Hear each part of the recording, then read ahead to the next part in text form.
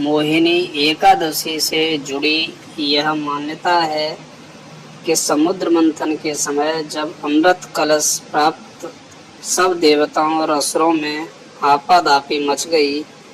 असुर देवताओं से अधिक बलशाली थे, जिसकी वजह से वह देवताओं पर भारी पड़ने लगे, जिसके बाद सभी देवताओं ने भगवान विष्णु से मोहिनी रूप धारण करने का आग्रह किया और भगवान विष्णु ने मोहिनी रूप धारण कर असुरों को अपने मोह के जाल में फंसाकर सारा अमृत देवताओं को पिला दिया। इससे सभी देवताओं ने अमृत प्राप्त किया। यही वजह है कि एकादशी को मोहिनी एकादशी कहा जाता है। मोहिनी एकादशी की व्रत कथा। पौराणिक कथा के अनुसार सरस्वती नदी के तट पर भद्रावती नगर था। वहाँ धुतमान नामक चंद्रवंशी राजा का राज था। इस नगर में विष्णु भक्त धनपाल नाम का एक वैश्य भी रहता था। धनपाल ने नगर में भोजनालय, प्याऊ, कुएं, तालाब, धर्मशाला बनवाई थी। वैश्य के 5 पुत्र थे, जिनका नाम सुमन, मेधावी, सुकृति, सबुद्ध, सुकृति और दृष्ट बुद्धि था। उसका 5वां पुत्र खराब आदतों वाला था। अनेक बुरे कामों से वो पिता के धन को नष्ट करता था। उसके कर्मों से परेशान होकर धनपाल ने उसे घर से निकाल दिया, जिसके बाद भूख प्यास से परेशान धनपाल के पुत्र ने चोरी का रास्ता अपना लिया।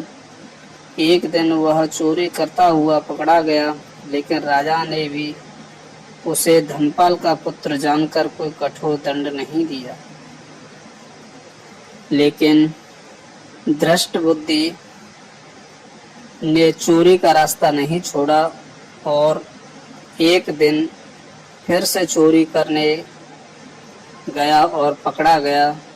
दूसरी बार पकड़े जाने पर राजा ने उसे कारावास में डाल दिया, जहां उसे कठोर दुख दिए और बाद में उसे नगर से निकाल दिया, जिसके बाद वह वन में जाकर रहने के साथ पशु पक्षियों का शिकार करके अपना जीवन चलाने लगा।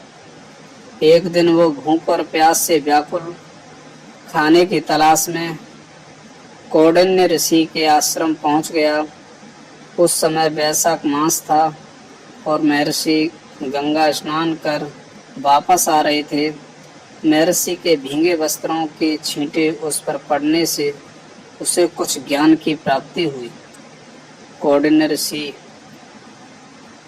ने दिखाया मुक्ति का मार्ग। तब दृष्ट बुद्धि ने कौंडिन्य ऋषि से हाथ जोड़कर कहा, हे महर्षि, मैंने जीवन में बहुत पाप किए हैं। आप इन सभी पापों से मुक्ति का कोई उपाय बताएं। तो ऋषि प्रसन्न होकर उसे मोहिनी एकादशी का व्रत करने को कहा।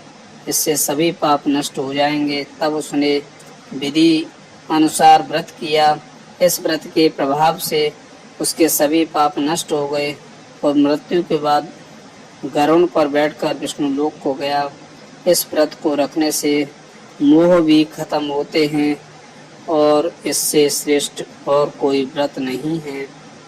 इसकी कथा को भी कहने और सुनने से 1000 गौदान के बराबर पुण्य फल प्राप्त होता है।